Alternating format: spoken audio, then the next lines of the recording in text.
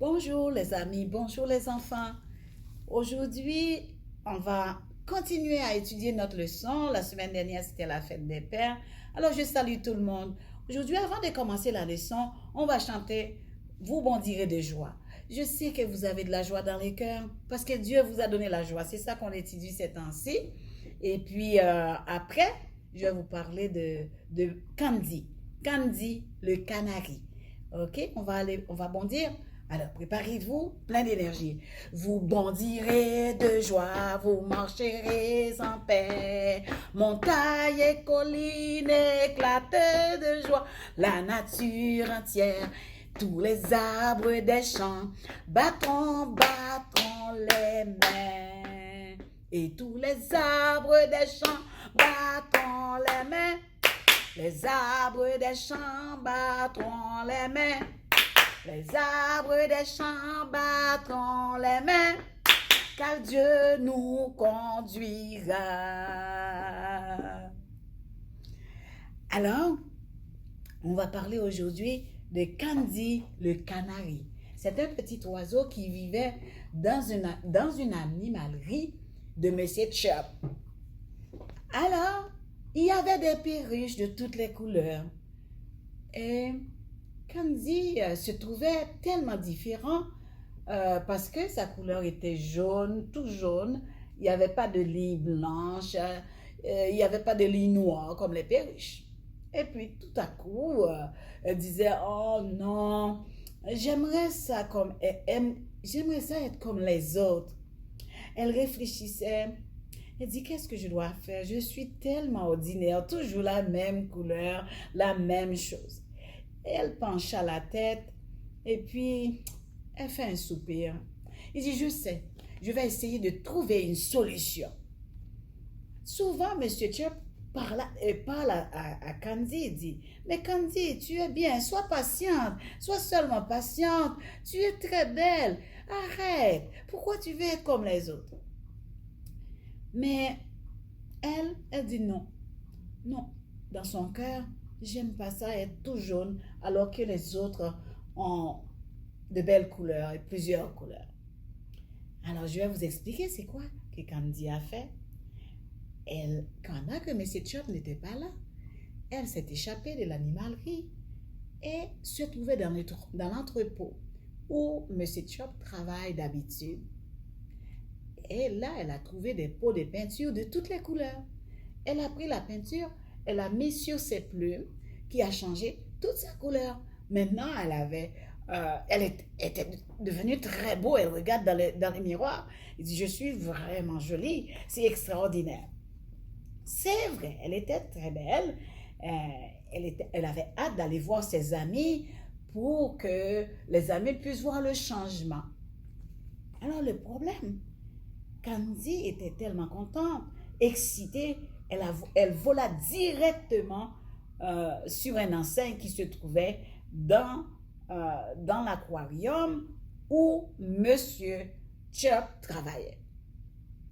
Alors, elle est tombée dans l'aquarium rempli d'eau.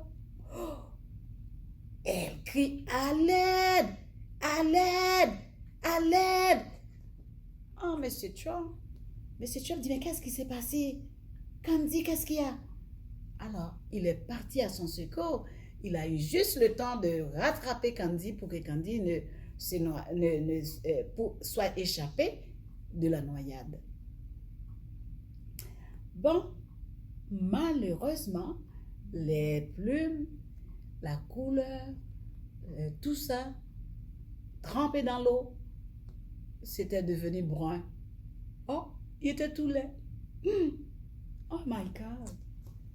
Là, elle a regardé encore dans le miroir. Elle était vraiment triste. Elle a dit, qu'est-ce que je peux faire? Et M. Chop, qui a vu que Candy avait changé de couleur et c'était pas très beau, il dit, mais qu'est-ce qui se passe avec toi? Où sont passées tes plumes? Tes plumes jaunes, Candy. Alors Candy commença à pleurer. Maintenant, je suis encore plus laide que j'étais auparavant. Je ne serai jamais comme mes amis. Je ne suis pas bonne. Tout ce que j'ai essayé de faire, regarde, ça a changé. Mais si tu regarda Candy et dit, je crois qu'il est temps que je dise un secret, que je te dise un secret. Il dit, ben vas-y, dis-le-moi. Il dit, tu veux vraiment savoir? Il dit, oui, je veux savoir. Il dit, tu vas apprendre cela toi-même. Vous savez qu'est-ce que M. Chop a fait? Il a pris sa flûte et il commence à jouer et à louer le Seigneur. Alors il loue le Seigneur et il joue. Mais Candy fermait les yeux, il écoute la musique et puis là, elle réfléchit, elle dit, mais comment Dieu est grand? Comment il peut faire quelque chose qu'on appelle musique, qui a des bons sons comme ça, et sans se rendre compte, Candy commence à chanter. Candy commence à louer le Seigneur. Et vous imaginez comment les autres amis et les perruches étaient en admiration avec Candy qui chantait si bien avec une si belle voix. Alors, tranquillement, il y a une de ses amies, une perruche qui murmurait discrètement, « Waouh, j'aimerais chanter comme ça. » Candy sourit tout en pensant en elle-même, comment c'est merveilleux le Seigneur, en ce qu'il nous a fait chacun de nous uniques et comment on peut s'encourager les uns les autres dans le Seigneur. Le Seigneur lui rappela qu'il était inutile de se comparer aux autres, mais plutôt d'être reconnaissant de tout ce que le Seigneur lui avait donné. Elle reconnut qu'elle était importante, pas parce qu'elle pouvait faire ceci ou cela, mais parce qu'elle était acceptée du Seigneur. Et le Seigneur l'aime. C'est ça la leçon de Candy. Alors, il continue à chanter joyeusement au Seigneur, contente de savoir que Dieu nous aime tous et il nous accepte tous. Alors, c'est ça la leçon, ne pas vouloir se comparer avec les amis, ne pas vouloir regarder comment est-ce qu'on peut changer, transformer notre image. On est unique. C'était la leçon de Candy que je voulais partager avec vous aujourd'hui. Alors, on a toujours notre verset, le même verset. Vous êtes content parce qu'il n'y a pas besoin d'apprendre un autre. C'est tout simplement Jean 3, verset 16. Car Dieu a tant aimé le monde qu'il a donné son Fils unique. C'est pas compliqué. Car Dieu a tant aimé le monde et il a donné son Fils unique. Alors, je vais commencer la leçon maintenant. J'ai raconté l'histoire et la leçon, on va le prendre à plusieurs reprises. C'est surtout par rapport à nous. Vous voyez l'image? Ça, c'est deux personnes, Adam et Ève. Tout le monde connaît l'histoire. Tout le monde connaît cette histoire quasiment. Mais on va parler un petit peu au fur et à mesure. Chaque semaine, on va voir un petit bout de cette histoire. Alors, on pose une question. Pourquoi Dieu nous a fait? Pourquoi Dieu a créé Jordan, Joy? Pourquoi Dieu a créé les garçons, les filles? Alors, la raison, c'est que Dieu voulait avoir des amis. Dieu voulait avoir des amis en communion, pour avoir une communion avec eux. Donc, vous avez été faites, vous avez été créés pour donner de la gloire, de la joie à Dieu. Ça, c'est la raison. Et il a fait une très belle maison pour nous, tous les hommes, tous les enfants. Et cette maison, c'est la terre. Notre terre, il n'y avait rien de méchant. Et quand Dieu l'a fait, tout était bon. Il n'y avait pas de péché, il n'y avait pas de maladie, il n'y avait pas de mort. Tout était très bien. Dieu a créé aussi les plantes et les arbres. Les plantes et les arbres poussaient facilement sur la terre que Dieu a faite. Il n'y avait pas d'épines, rien pour se blesser. Tout était tranquille. Dieu fit aussi tous les animaux. C'est pourquoi on parle d'un animal à chaque semaine, pour simplement se rendre compte que Dieu a tout créé. Et tous les animaux étaient bien apprivoisés. On pouvait jouer avec tous les animaux. Il n'y avait pas de danger. Il n'y avait aucune raison d'avoir peur de l'animal, d'aucun animal. Donc les animaux avaient été faits pour obéir à l'homme. C'est ce qu'il faut retenir aujourd'hui. Je ne vais pas aller plus loin. Il faut juste que vous vous rappelez que Dieu nous a créés et a créé une belle maison pour l'homme. C'était la terre. Et au moment de la création, la terre n'avait aucun problème. Tout le monde était bien. Tous les animaux étaient bien. Et la raison, je répète, la raison pour laquelle Dieu nous a créés, c'est pour qu'on puisse lui donner de la joie. Dieu est content lorsque nous chantons, lorsque nous louons le Seigneur. Alors, on va chanter une dernière chanson pour terminer aujourd'hui. La chanson qu'on va chanter, c'est les arbres. On ne va pas chanter les arbres, on va chanter plutôt le chant qui dit « Qui a fait les oiseaux qui volent ?» On va le chanter encore. Je sais que vous le connaissez, c'est pas grave. Mais on est dans la joie, on est content. Qui a fait les oiseaux qui volent, les oiseaux qui volent, les oiseaux qui volent? Qui a fait les oiseaux qui volent? Dieu notre Père. Qui a fait les fleurs qui poussent, les fleurs qui poussent, les fleurs qui poussent? Qui a fait les fleurs qui poussent? Dieu notre Père. Qui a fait les poissons qui nagent, les poissons qui nagent, les poissons qui nagent? Qui a fait les poissons qui nagent? Dieu notre Père. Qui a fait toi et moi, toi et moi, toi et moi? Qui a fait toi et moi? Dieu notre Père. Alors, c'est Dieu qui nous a fait et il nous a tellement aimés, il a envoyé son Fils unique. C'est ça le verset qu'il faut retenir. Dieu a tant aimé le monde qu'il a envoyé son Fils unique. Merci beaucoup les enfants. Bonne semaine. Que Dieu vous bénisse.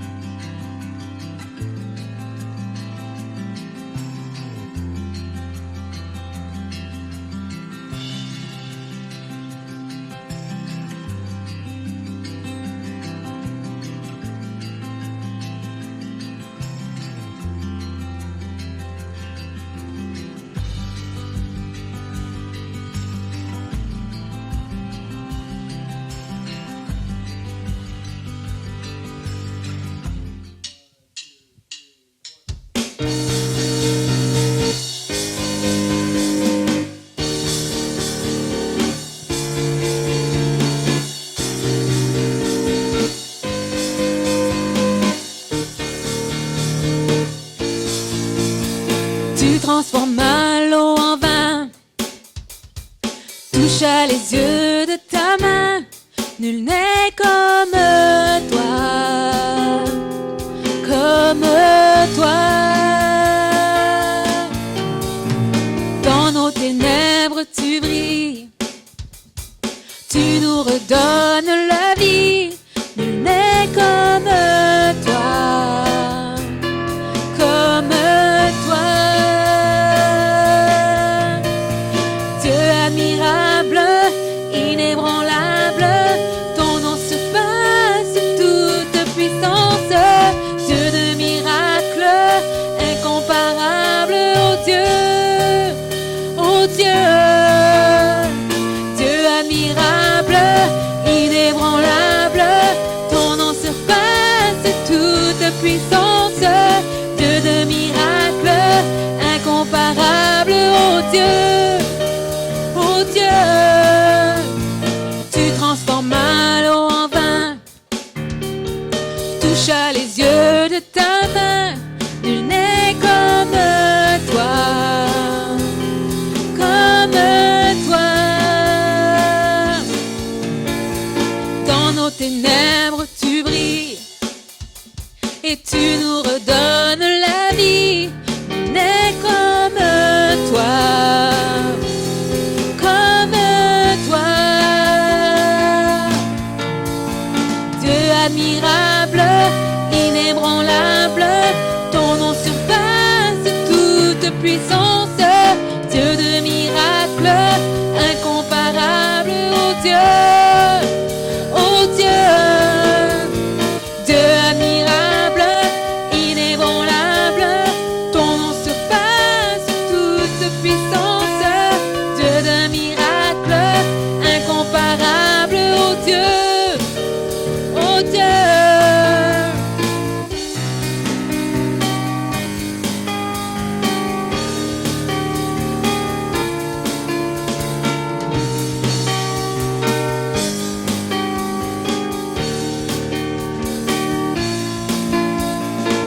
Si notre Dieu est pour nous, qui pourra nous arrêter?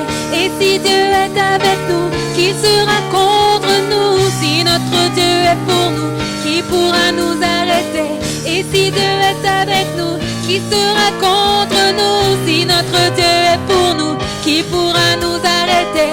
Et si Dieu est avec nous, qui sera contre nous? Si notre Dieu est pour nous, qui pourra nous arrêter?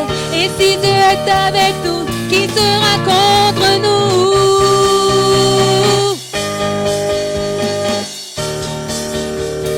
Qui sera contre nous?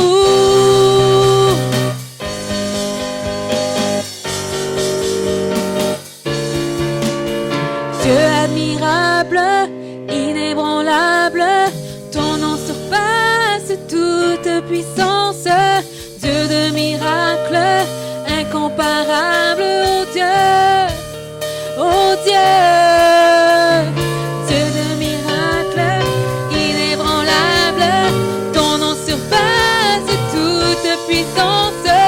Dieu de miracles, incomparable, oh Dieu, oh Dieu. Si notre Dieu est pour nous, qui pourra nous arrêter? Et si Dieu est avec nous, qui sera contre nous? Si notre Dieu est pour nous, qui pourra nous arrêter? Et si Dieu est avec nous, qui sera contre nous?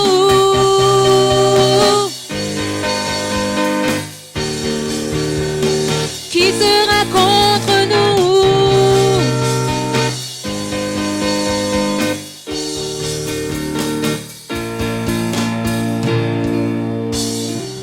Amen.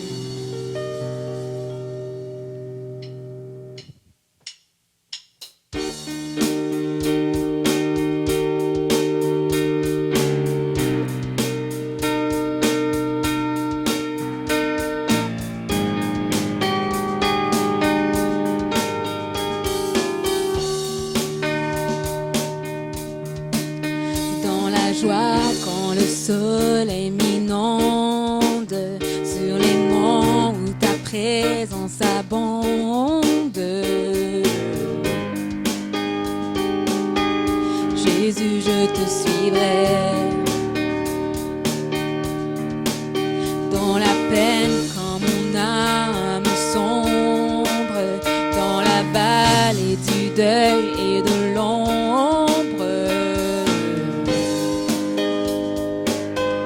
Jésus, je te suivrai. Tu es mort pour moi.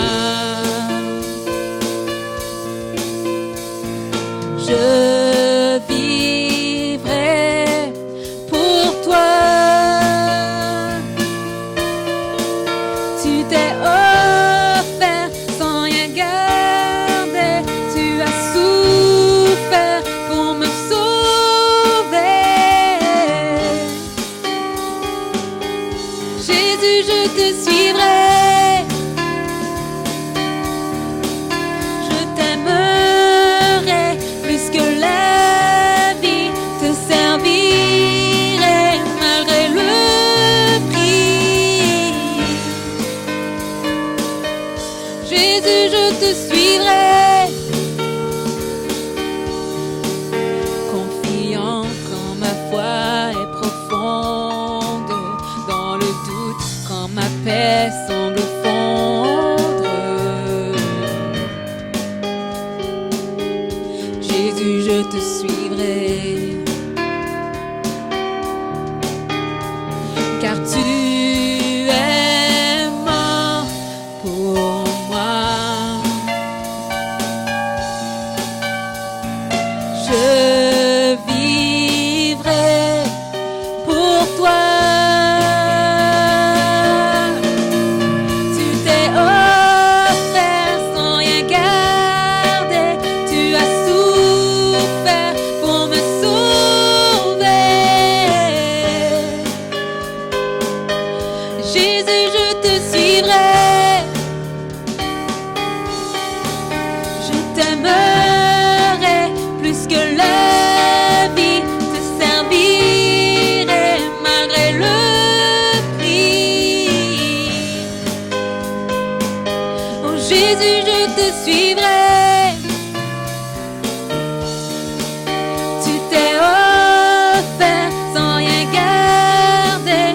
Tu as souffert pour me sauver.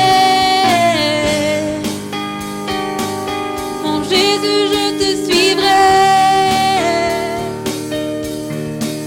Je t'aimerai plus que la vie, te servirai malgré le prix. Jésus, je te suivrai.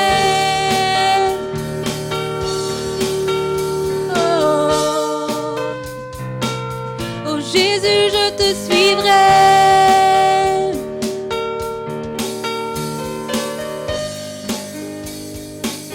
Mon Jésus, je te suivrai.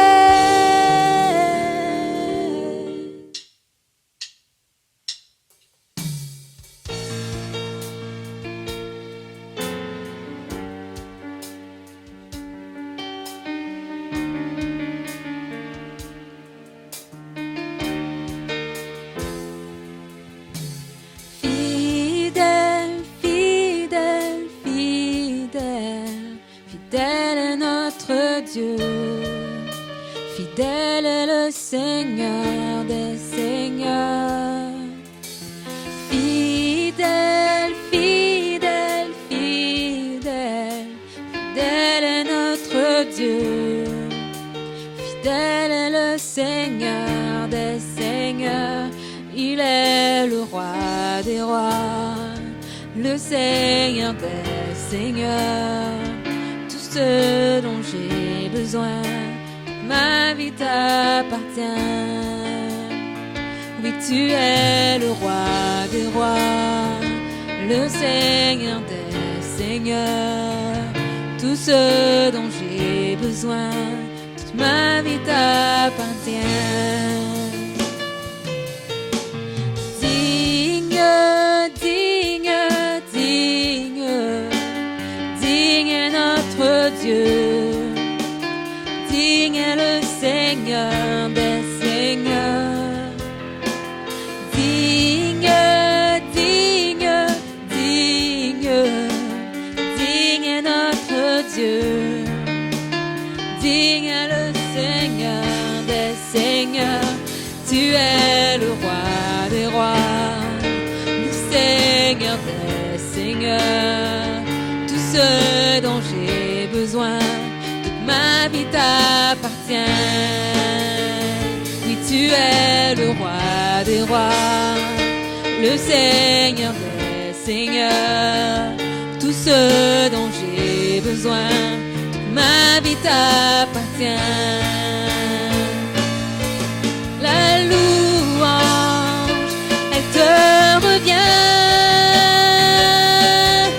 La gloire, elle te revient. La louange, elle te revient. Et la gloire, elle te revient. Oh, ma louange, elle te revient. Et ma gloire, elle te revient. La louange, elle te revient. La gloire, elle te revient. Car tu es le roi des rois, le Seigneur des Seigneurs. Tout ce dont j'ai besoin, toute ma vie t'appartient. Tu es le roi des rois, le Seigneur des Seigneurs. Tout ce dont j'ai besoin, toute ma vie t'appartient.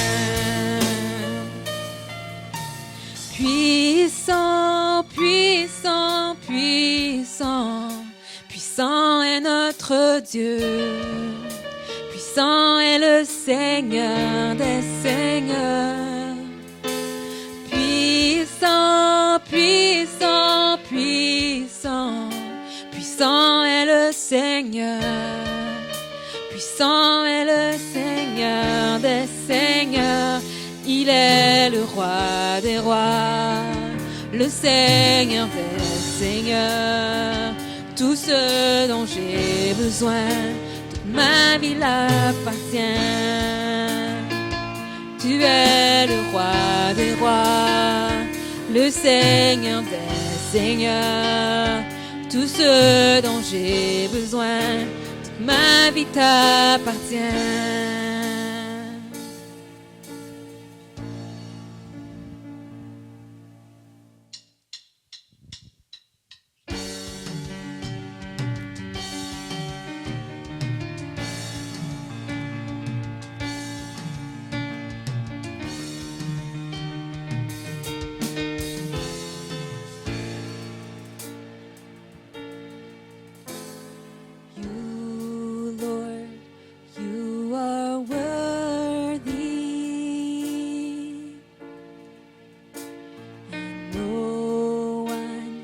Worship you for me,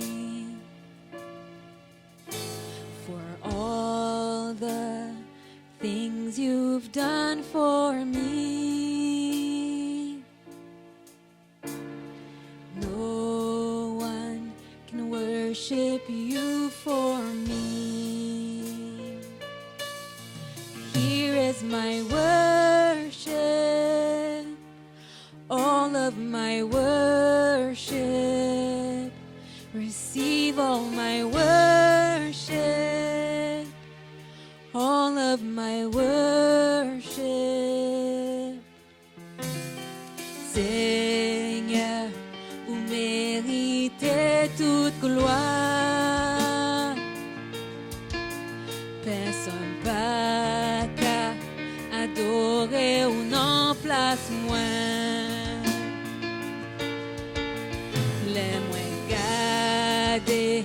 Tout ça ou fait pour moi. Personne pas qu'à adorer ou n'en place moins. Mais adoration, moi, toute adoration, moi, laissez-moi adoration.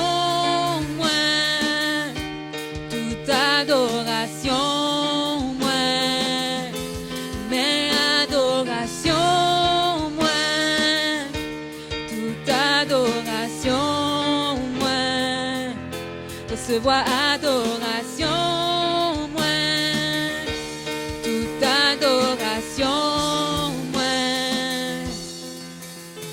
bouge-moi, pape, j'aimerais te faire. Adoration, moi, c'est pour. Joue que ton moi pas qu'un souffle encore. Adoration, moi, c'est pour.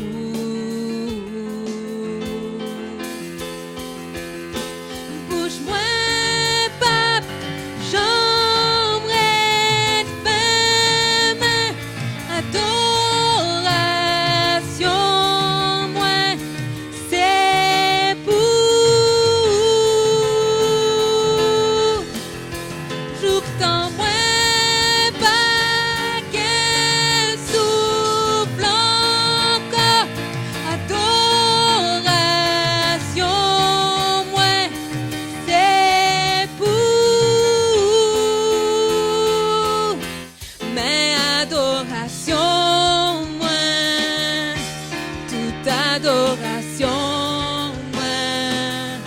Recevoir adoration, moi, toute adoration, moi, mais adoration, moi, toute adoration, moi, recevoir adoration, moi, toute adoration, moi,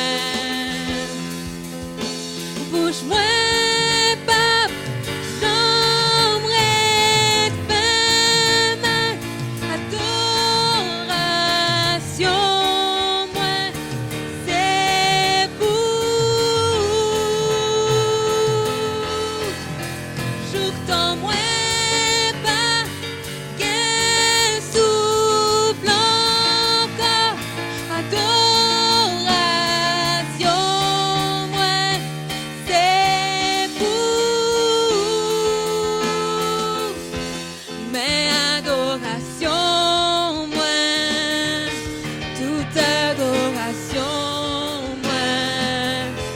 recevoir adoration, moi, toute adoration, moi, mais adoration, moi, toute adoration, moi, recevoir adoration, moi, toute adoration, moi. Seigneur, vous méritez toute gloire. Merci Seigneur.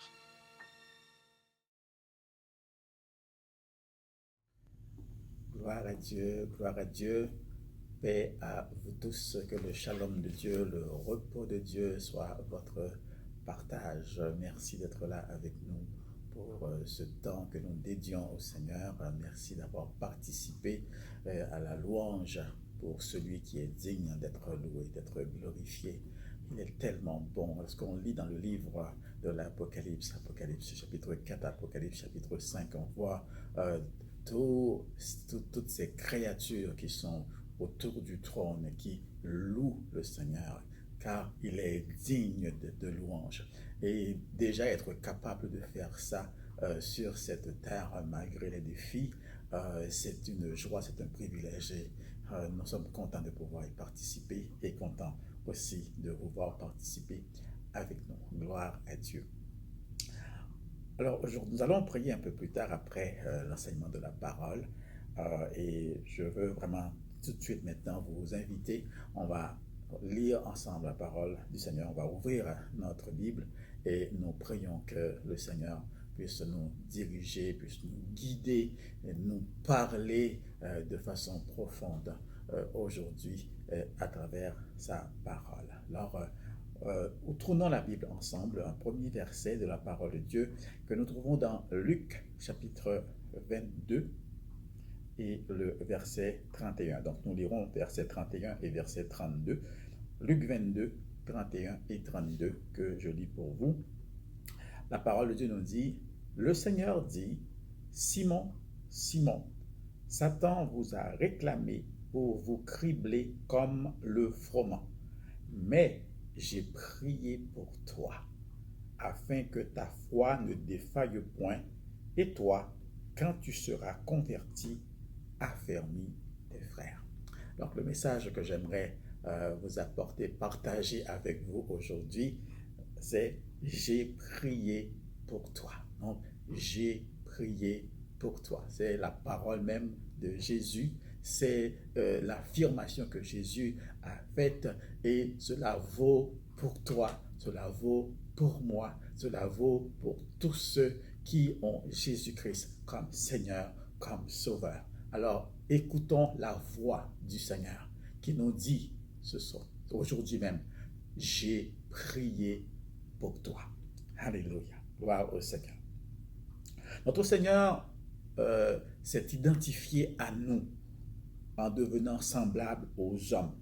Comme il est dit dans Philippiens chapitre 2, à partir du verset 5 jusqu'au verset 8, que je lis pour vous, il dit « Ayez en vous les sentiments qui étaient en Jésus-Christ, lequel, existant en forme de Dieu, n'a point regardé comme une proie à arracher d'être égal avec Dieu, mais il s'est dépouillé lui-même en prenant une forme de serviteur, en devenant semblable aux hommes.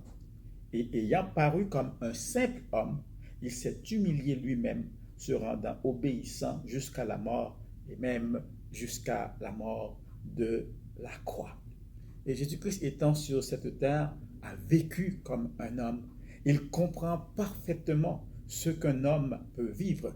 Il comprend parfaitement tous les défis auxquels nous pouvons faire face en tant qu'enfants de Dieu sur cette terre. Et c'est pourquoi dans sa grande miséricorde, dans son amour, dans ses compassions, dans sa tendresse, notre Seigneur a pris le temps de prier pour nous. Et aujourd'hui encore, dans son rôle de souverain sacrificateur, il continue d'intercéder pour nous.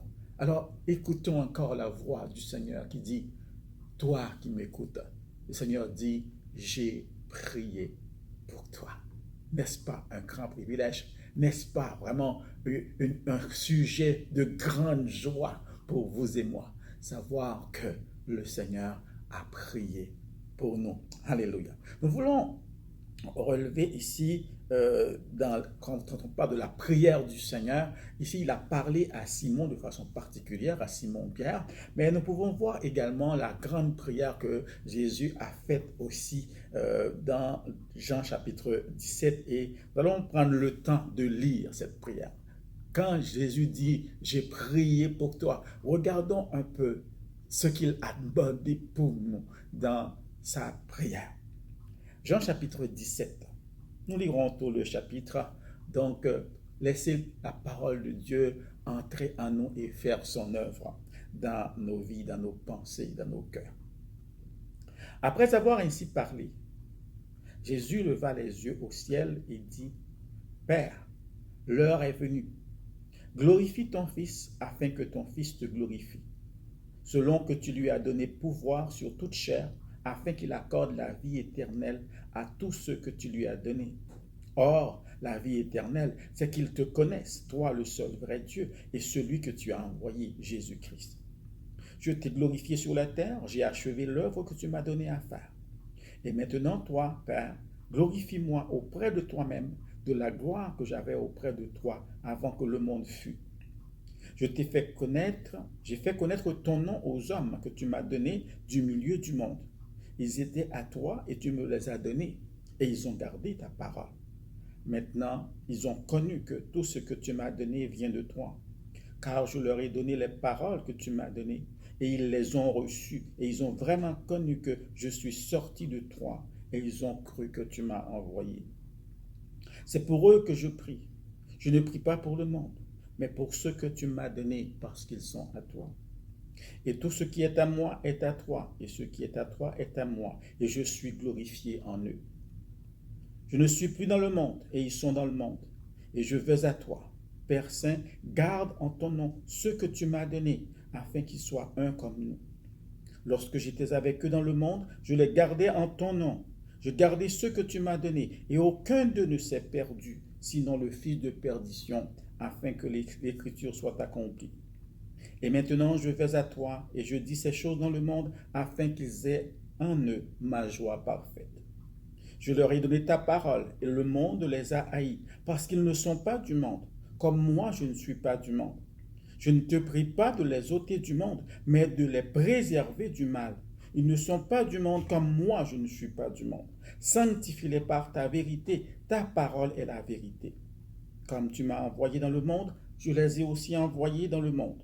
Et je me sanctifie moi-même pour eux, afin qu'eux aussi soient sanctifiés par la vérité. Ce n'est pas pour eux seulement que je prie, mais encore pour ceux qui croiront en moi par leur parole, afin que tous soient un, comme toi, Père, tu es en moi, et comme je suis en toi, afin qu'eux aussi soient un en nous, pour que le monde croie que tu m'as envoyé. On va arrêter jusqu'ici. Lorsque nous regardons cette prière du Seigneur Jésus-Christ, nous pouvons relever deux principaux points dans cette magnifique prière. Premièrement, nous allons prendre le verset 11 où il dit « Je ne suis plus dans le monde et ils sont dans le monde. Et je vais à toi, Père Saint, garde en ton nom ce que tu m'as donné afin qu'ils soient un comme nous. » Donc Jésus-Christ était aussi dans ce monde, comme vous, comme moi. Et maintenant, il devait quitter ce monde et il devait laisser ses disciples qui l'ont suivi pendant plus de 3 ans, qui ont été vraiment toujours à ses pieds, qui ont appris des choses de lui. Et maintenant, il devait les quitter et il ne voulait pas vraiment les laisser à eux, les laisser comme orphelins. Mais il les a compris, il sait par quoi ils allaient passer, qu'est-ce qu'ils allaient traverser, quels sont les défis, les obstacles qu'ils allaient devoir traverser dans leur vie en tant qu'enfants de Dieu, en tant que ceux qui croient dans le Seigneur Jésus-Christ. Et c'est pourquoi là il va dire, je ne suis plus dans le monde, mais ils sont dans le monde. Je vais les laisser dans ce monde parce que moi je vais à toi. Et regarde ce qu'il demande en premier lieu. Il dit, Père Saint, garde en ton nom ce que tu m'as donné. afin qu'ils soient un comme nous.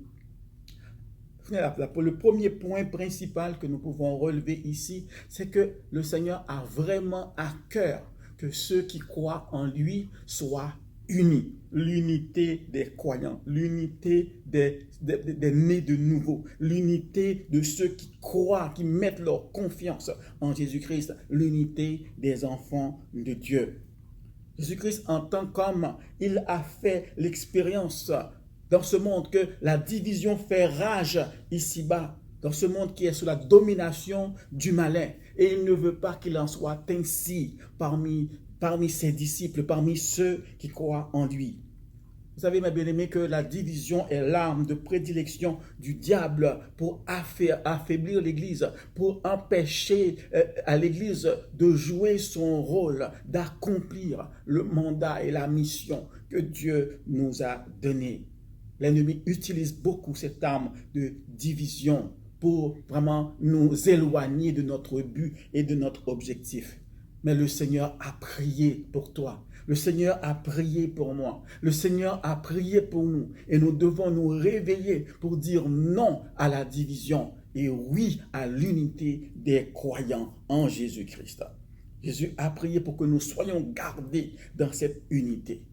Il est bon aujourd'hui de pouvoir nous poser la question, où en sommes-nous vraiment par rapport à cela aujourd'hui?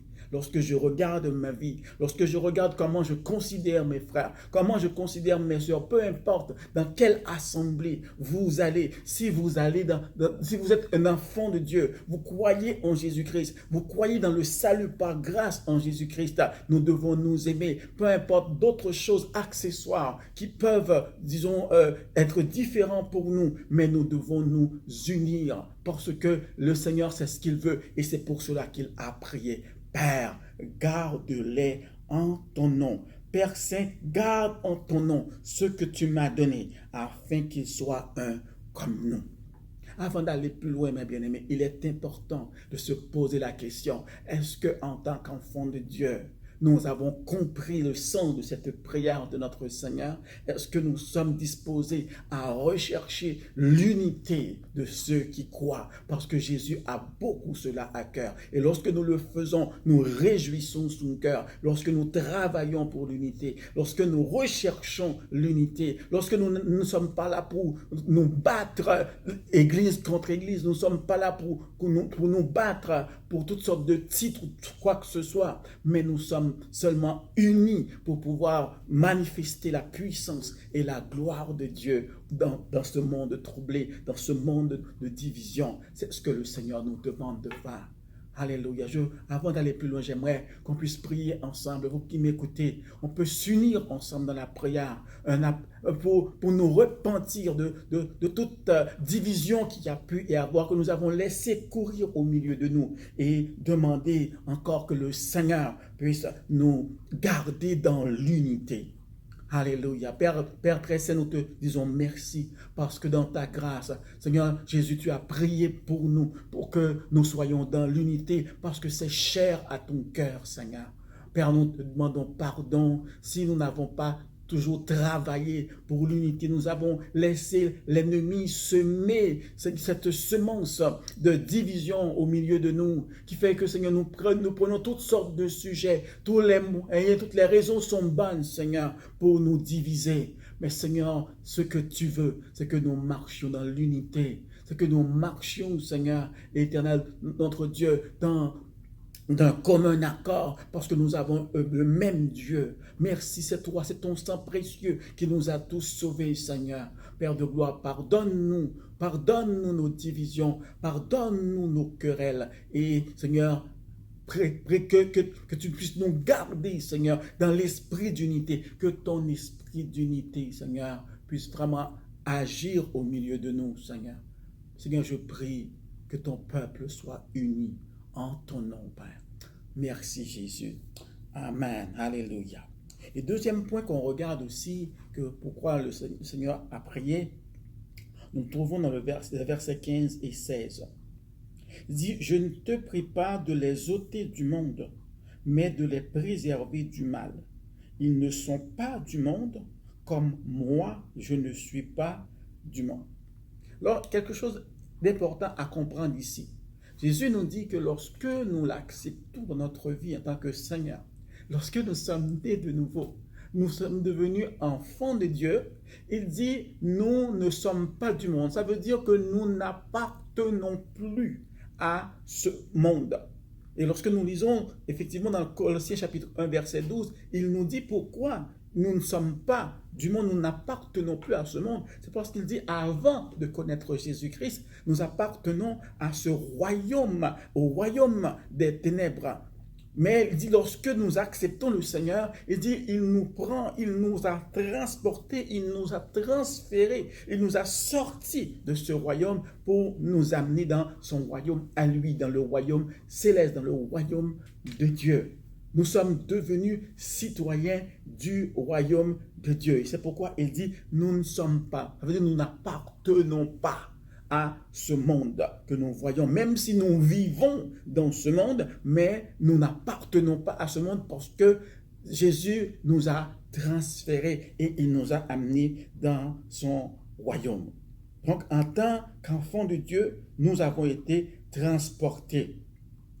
Jésus sur la terre a vécu lui aussi dans les deux systèmes. Donc, vous savez, sur cette terre, nous vivons dans deux systèmes, deux réalités différentes l'une de l'autre. Il y a la réalité de ce monde physique dans lequel nous vivons. Il y a aussi la réalité du monde spirituel où nous avons été placés par Jésus-Christ. Et Jésus a fait face aussi à cela lorsqu'il vivait sur la terre. Il devait comme gérer, dealer avec les deux réalités. Un monde physique où nous sommes en train de fonctionner en tant qu'hommes, un monde qui est physique versus le monde spirituel où le Seigneur, où Dieu règne lui-même, où le Seigneur nous a placés.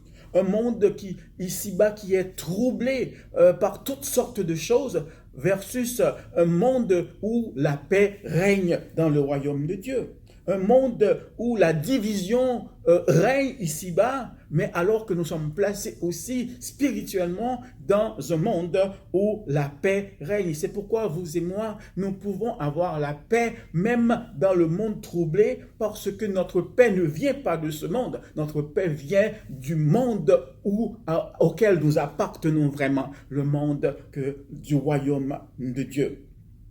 Jésus nous rappelle qu'il faut toujours penser, toujours savoir et nous rappeler que nous ne sommes pas de ce monde, mais nous sommes citoyens du royaume de Dieu.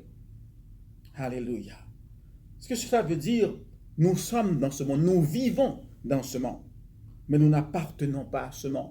Ce qui veut dire que nos désirs, nos aspirations, ce qui nous motive vraiment, notre façon de vivre, doivent avant tout être selon le royaume de Dieu, doivent refléter vraiment le royaume auquel nous appartenons, doivent manifester que nous sommes vraiment des citoyens du royaume. Et c'est là qui est important pour savoir un vrai chrétien, quelqu'un vraiment qui a l'Esprit de Dieu qui vit en lui de quelqu'un qui ne l'a pas. C'est ça la différence. Lorsque nous sommes enfants de Dieu, que l'Esprit de Dieu vit en nous, que nous sommes conduits par l'Esprit de Dieu, alors notre vie va manifester la puissance de Dieu, notre vie va manifester la vie du royaume de Dieu.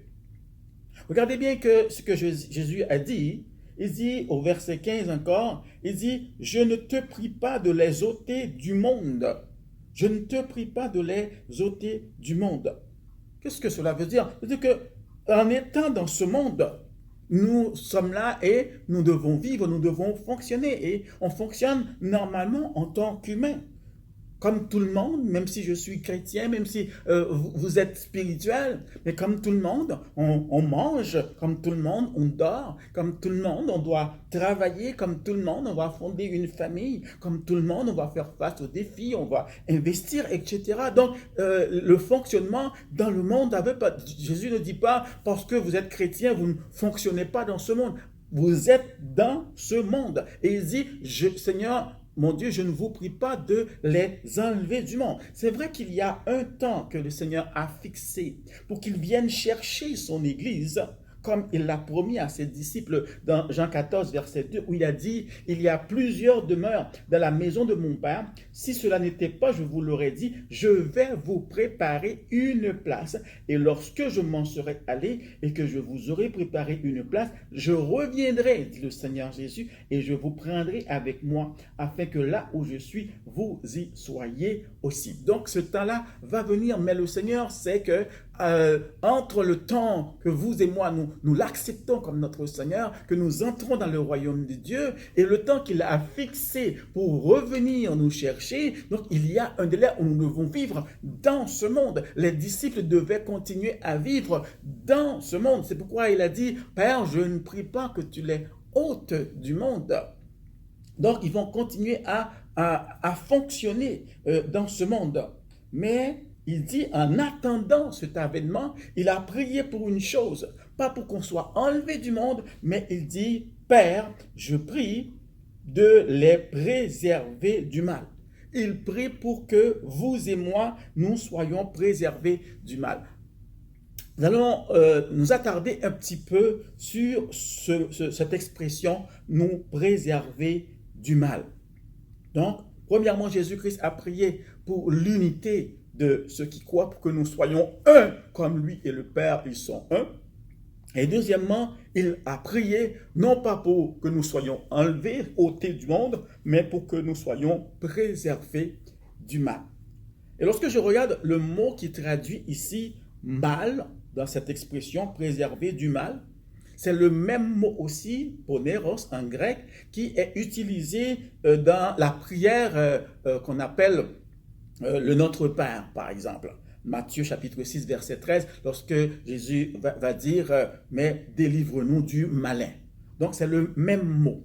Ici, le mot, quand il dit « préserver du mal », cela réfère à la puissance du diable, de Satan lui-même. Cela réfère aux ruses, aux pièges que le diable peut mettre devant ceux qui croient au Seigneur Jésus-Christ. Cela réfère également aux douleurs, aux souffrances et à toutes sortes de choses qui peuvent être comme des défis et des obstacles dans la vie de celui qui croit. Donc, ce que le Seigneur dit, puisque nous sommes dans ce monde, nous ne sommes pas du monde, mais nous sommes dans ce monde, mais nous avons, et puisque ce monde, la Bible nous dit, est sous la domination du malin, est sous la domination du diable, donc pourquoi Jésus-Christ a prié? C'est que nous aurons à faire face à ces attaques du diable. Nous aurons à faire face aux douleurs qui sont inhérentes à la vie sur cette terre. Mais il dit, j'ai prié pour que vous soyez préservés de cela. Oui, l'ennemi va vous attaquer. Oui, Satan et ses démons peuvent envoyer des attaques contre vous. Okay? Mais j'ai prié pour vous, afin que vous puissiez vous lever et déclarer avec foi, avec cette assurance que vous avez, que la prière de Jésus a été exaucée et que vous pouvez, vous et moi, nous pouvons nous lever et pour dire que toute arme forgée contre nous est sans effet dans le nom de Jésus. Pourquoi? Jésus a prié pour toi. Jésus a prié pour nous, pour que nous soyons préservés de toutes ces attaques. Si on revient encore dans le premier verset que nous avons lu, nous allons voir quelque chose encore de plus profond. Jésus a dit à Pierre, de façon particulière, « Pierre, j'ai prié pour toi. » Dit Simon, Satan vous a réclamé, Luc 22, 31 encore, pour vous cribler comme le froment. Mais j'ai prié pour toi. Et il dit, dans quel but il a prié pour Simon? Il dit, j'ai prié pour toi afin que ta foi ne défaille point. Et toi, quand tu seras converti, affermis tes frères. Si nous considérons ici le message de Jésus-Christ à Pierre, donc ce qu'il veut vraiment préserver, quand il dit, je prie pour que vous soyez préservés, mais ce que Jésus-Christ est intéressé à préserver en nous, d'abord, c'est notre foi. C'est notre foi, comme il dit à Pierre, j'ai prié pour toi afin que ta foi ne défaille point. Le diable a ciblé Simon en vue de l'écraser, en vue de l'égorger, en vue de le détruire, en vue de le détourner de sa mission, du mandat qu'il a reçu du Seigneur. Mais comment le diable compte s'y prendre pour terrasser, pour écraser Simon, dit écraser comme le blé, comme le froment. Alors selon ce l'on comprend dans la prière de Jésus ici, il dit, selon Jésus, le diable voulait avant tout s'attaquer à la foi de Simon. C'est pourquoi il dit, j'ai prié pour que ta foi ne défaille point. Parce que la chose principale que l'ennemi va attaquer, c'est notre foi. Le plus grand combat que nous avons à mener en tant qu'enfants de Dieu, c'est le combat de la foi. Le combat de la foi qui est appelé le bon combat. C'est pourquoi dans 1 Timothée chapitre 6 et le verset 12, la parole de Dieu nous dit, combat le bon combat de la foi. Combat le bon combat de la foi. Donc, c'est vrai que nous avons l'autorité, nous pouvons chasser les démons qui viennent devant nous pour nous troubler et tout cela, mais le combat principal que vous et moi, nous avons à mener, c'est le combat de la foi. Et comment combattre le bon combat de la foi? Comment mener ce combat? Mais il s'agit de revenir à la source. Pour bien combattre le combat de la foi, il faut toujours se rappeler la source même, l'origine même de la foi. La Bible nous dit que la foi vient de ce qu'on entend, et ce qu'on entend vient de la parole de Christ, vient de la parole de Dieu. Bien-aimé, combattre le bon combat de la foi, c'est de nous accrocher à la parole de Dieu. Peu importe ce qui arrive, peu importe les circonstances, même lorsque les réponses tardent à venir, les réponses à nos prières n'arrivent pas rapidement, mais nous devons rester, nous accrocher, nous tenir dans les promesses de Dieu. Nous devons développer cette attitude de foi qui dit, si Dieu l'a dit, je le crois. Si Dieu l'a dit, je le crois. Je me tiens sur la parole de Dieu. Ça fait 1 mois que je prie pour une chose. Je n'ai pas encore la réponse. Mais Seigneur, tu l'as dit. 2 mois, je ne l'ai pas. Seigneur, tu l'as dit. 3 mois, Seigneur, tu l'as dit. J'arrive 1 an, je ne l'ai pas. 5 ans, je ne l'ai pas. Seigneur, tu l'as dit. Je le crois.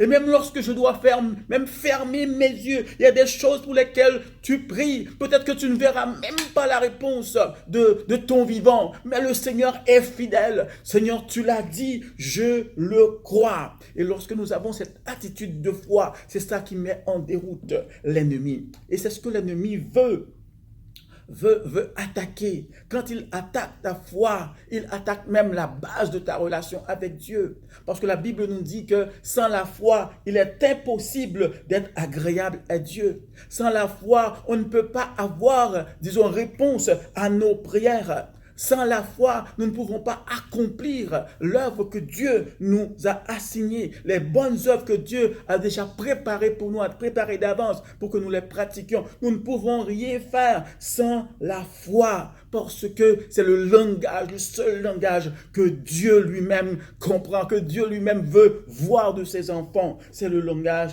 de la foi, la manifestation de notre foi. Si le Seigneur l'a dit, je le crois. Il faut être comme un Noé, comme un Abraham. Ils ont tardé à voir l'accomplissement de ce que Dieu a dit, mais ils ont persévéré parce qu'il dit Dieu l'a dit et je le crois. Bien-aimé, il faut persévérer. Dans le combat de la foi, il faut apprendre à persévérer, car il y a souvent des délais entre nos prières et les réponses à nos prières. Il y a des délais pour toutes sortes de raisons. Mais ce qui est important, ce que Dieu veut de nous, c'est que nous puissions faire confiance à sa parole, car la foi vient de la parole de Dieu.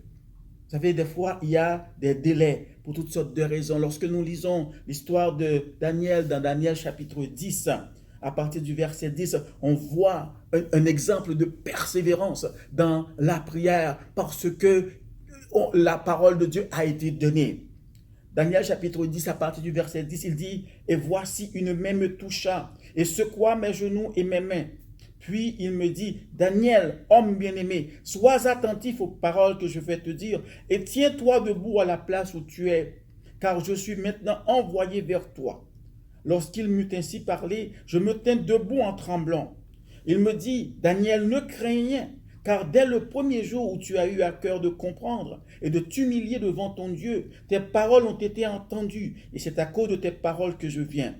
Le chef du royaume de Perse m'a résisté 21 jours, mais voici, Michaël, l'un des principaux chefs, est venu à mon secours, et je suis demeuré là auprès des rois de Perse. Je viens maintenant pour te faire connaître ce qui doit arriver à ton peuple dans la suite des temps, car la vision concerne encore ces temps-là. Donc, dans ce passage, si on comprend bien l'histoire de Daniel, c'est que la parole de Dieu nous dit, à partir du chapitre 9, que Daniel a lu dans les Écritures, les prophéties du prophète Jérémie. Il a vu que 70 ans devaient s'écouler pour la fin de leur captivité. Et lorsqu'il a vu cela, il commençait à prier. Il a pris un temps pour jeûner. Il a pris un temps pour rechercher la face de Dieu. Parce qu'il dit, ce qui est écrit, c'est la parole de Dieu et elle va s'accomplir. Mais peut-être que Daniel n'avait pas l'intention de prier et de jeûner pendant 21 jours. Peut-être qu'il voulait passer une journée ou 3 jours, je ne sais trop. Il n'avait pas fixé un temps pour cela. Mais le premier jour, il a prié. Deuxième jour, il a prié. Troisième jour, il a prié. Il attendait une réponse du Seigneur et il a continué. Le quatrième jour, Seigneur, tu l'as dit. Le cinquième jour, Seigneur, tu l'as dit. Le sixième jour, Seigneur, tu l'as dit. Je sais que tu vas répondre. Je sais que tu vas accomplir ce que tu as dit. Ta parole est la vérité. Et cela a été ainsi jusqu'à 21 jours. Et regardez bien ici ce qui est dit. Lorsque l'ange vient à Daniel, il dit, Daniel, le jour même où tu as prié, dès le premier jour, dès le jour numéro 1, où tu as eu à cœur de comprendre, de t'humilier devant Dieu, tes paroles ont été entendues. Donc, la réponse a été envoyée dès le premier jour. Mais il y a eu un délai. Pourquoi le délai? Parce qu'il y a une guerre, une bataille spirituelle, un combat spirituel qui s'est enclenché. Vous savez, bien-aimés, lorsque vous priez, il y a des réponses que vous attendez. Satan sait que cette réponse-là va vraiment être comme la dynamite pour lui, et contre ses démons. Il veut tout faire pour que la réponse ne vienne pas. Et c'est pourquoi il va s'attaquer à ta foi. Il est important de rester dans la persévérance. Parce que je crois au Seigneur, je crois en Dieu pour une réponse, je crois en Dieu pour une guérison, je crois en Dieu pour le salut de ma famille, même si je ne le vois pas, ça fait des années que je prie, je garde la foi parce que je crois dans ce que Dieu m'a promis. Alléluia. La foi, les réponses ne viennent pas. Parce que c'est des réponses qui vont vraiment révolutionner nos vies, révolutionner notre église, révolutionner nos familles. Et l'ennemi fait tout pour que la réponse ne vienne pas. C'est comme il a fait ici. Il a tout fait pour barrer la route aux anges de Dieu qui devaient apporter la réponse à Daniel. Mais les anges, Satan et ses anges n'auront jamais le dessus. Alléluia. Parce que Dieu est le Tout-Puissant. C'est lui qui a toujours le dessus. Bien-aimés, persévérons. Persévérons. La réponse peut être retardée des fois pour toutes sortes de raisons. Mais nous ne devons pas cesser. Nous ne devons pas cesser de prier. Nous ne devons pas cesser d'avoir confiance dans les promesses de Dieu. Je vous invite aujourd'hui, on va prier pour remercier le Seigneur, notre Seigneur Jésus-Christ, notre souverain sacrificateur qui a prié pour nous, qui fait qu'aujourd'hui encore, nous puissions avoir la foi, nous puissions être fermes. Alléluia. Seigneur, nous te disons merci. Tu es si bon. Tu es si bon pour nous. Tu es si fidèle, Seigneur. Merci, Jésus, d'avoir prié pour moi, d'avoir prié pour mon frère, d'avoir prié pour ma soeur.